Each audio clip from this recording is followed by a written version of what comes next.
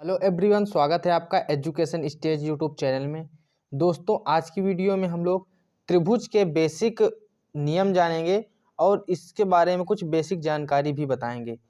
सबसे पहले हम जान लेते हैं त्रिभुज कहते किसे हैं, त्रिभुज की परिभाषा क्या होती है। तो त्रिभुज की परिभाषा ये होती है, तीन भुजाओं से मिलकर बनी आकृति को त्रिभुज कहते हैं। ठीक, तो मैं लिख देता हूँ, तीन भुजाओं से मिलकर बनी आकृति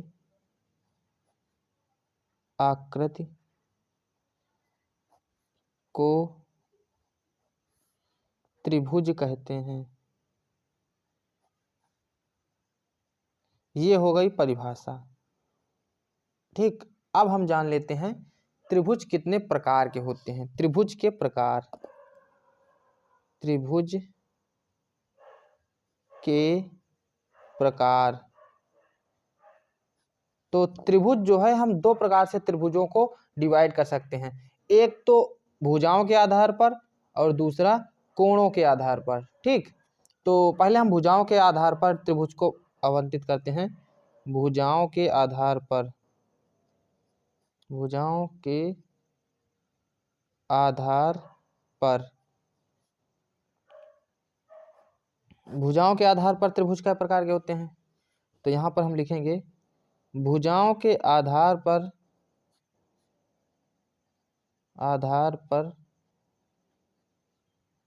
त्रिभुज तीन प्रकार के होते हैं।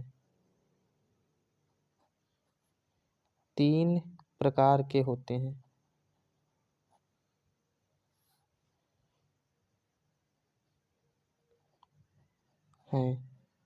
देखिए, ये भुजाओं के आधार पर भी त्रिभुज तीन प्रकार के होते हैं और कोणों के आधार पर भी त्रिभुज तीन प्रकार के होते हैं।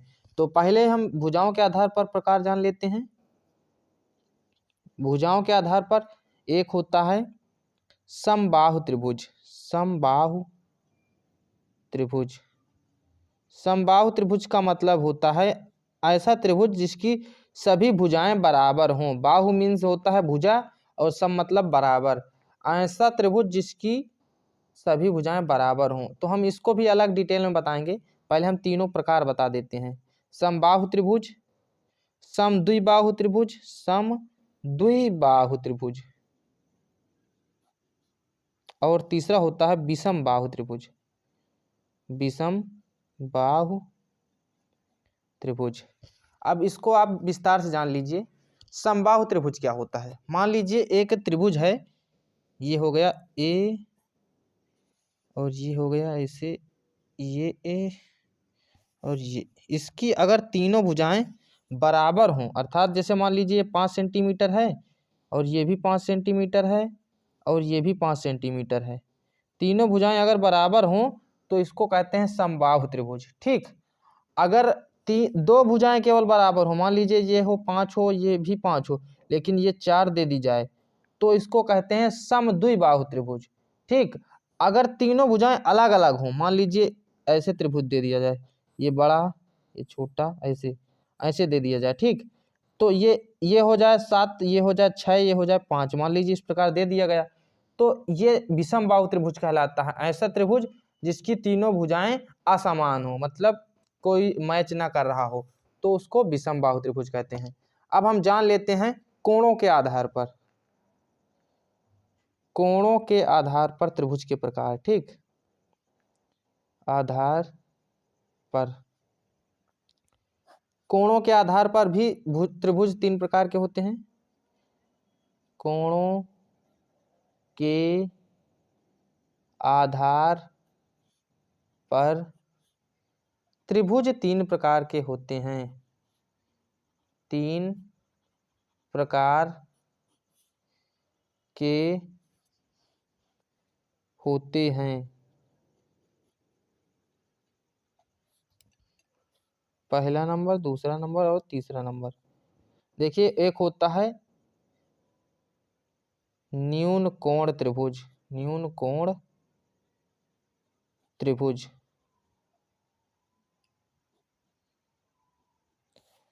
एक होता है समकोण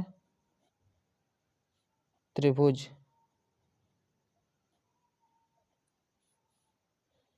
एक होता है अधिक कोण त्रिभुज, अधिक कोण त्रिभुज। अब इनको आप प्रैक्टिकली जान लीजिए।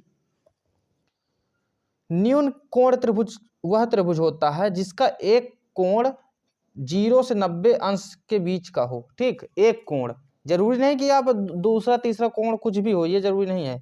जिसका एक कोण 90 से 0 से 90 के बीच में हो, डिग्री में 90 से 0 के बीच में हो। मान लीजिए ये एक त्रिभुज दे दिया जाए, इसका ये त्रिभुज हो जाए, मान लीजिए 46 है या 45 है या 50 है, कुछ भी हो, 50 मान लीजिए डिग्री, 50 डिग्री दिया गया है। ठीक, 50 अंश कहते हैं इसको, है ना। तो 50 अंश मान लीजिए दे दिया जाए, तो इसको क्या कहेंगे, न्यून कोण। अगर 0 से 90 के बीच में है तो उसको न्यून कोण कहते हैं। ठीक, अब समकोण त्रिभुज जान लेते हैं। समकोण त्रिभुज वह त्रिभुज होता है, समकोण त्रिभुज वह त्रिभुज होता है जिसका एक कोण 90 अंश का हो, अन्य कोणों से कोई मतलब नहीं रहता। एक कोण जो है 90 अंश का होना चाहिए। समकोण त्रिभुज की संरचना कुछ इस प्रकार होती है। तो ये बहुत इंपॉर्टेंट त्रिभुज है, इसको आपको याद रखना है, आगे इसको आपको पढ़ना है। त्रिकोणमिति जो बनी हुई है वो समकोण त्रिभुज पर आधारित ही है। तो समकोण त्रिभुज वह त्रिभुज होता है जिसका एक कोण 90 अंश होता है। एक कोण 90 अंश होता है, दूसरा तीसरा कुछ भी हो सकता है, ये जो है 90 अंश होता है। और एक बात याद रखना, त्रिभुज के अंतर्गत त्रिभुज के अंतः कोणों का जो योग होता है वो 180 अंश होता है। अंतः कोणों का योग कितना होता है, 180 अंश।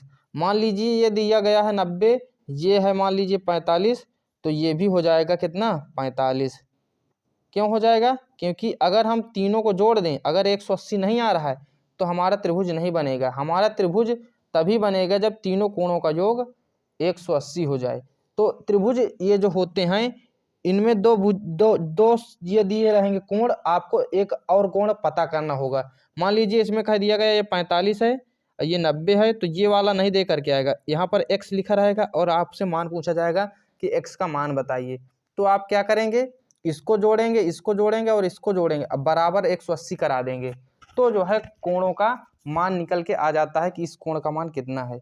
और जो ये समकोण होता है इसका हम विस्तार से अध्ययन करेंगे क्लास 10th के त्रिकोणमिति चैप्टर में। त्रिकोणमिति पूरी इस त्रिभुज पर आधारित है। समकोण त्रिभुज जो होता है इसी समकोण त्रिभुज पर ही त्रिकोणमिति आधारित है। इसके अंतर्गत हम क्या पढ़ते हैं, मान लीजिए आपको एक ये भुजा दे दी जाती है और ये भुजा पूछी जाती है। अगर दो भुजाएं दे रहती हैं तो तीसरी भुजा पूछी जाती है, या फिर एक कोण एक भुजा दे दी जाती है तो दूसरी भुजा या तीसरी भुजा पूछी जाती है।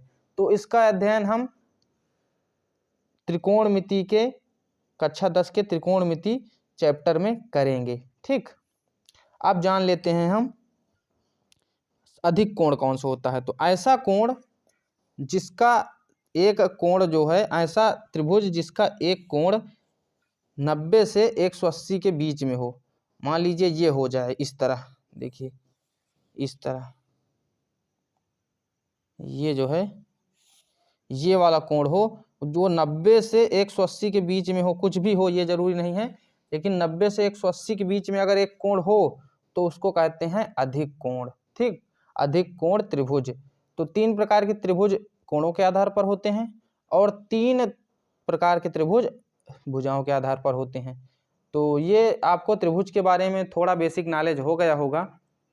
चलिए हम अगली वीडियो में अब जानेंगे त्रिभुज से बनने वाले कुछ सवाल। ठीक, और बेसिक नियम जानने के लिए हमारे चैनल को सब्सक्राइब कर लें, ऐसे ही वीडियो हमारे चैनल पर आते रहते हैं।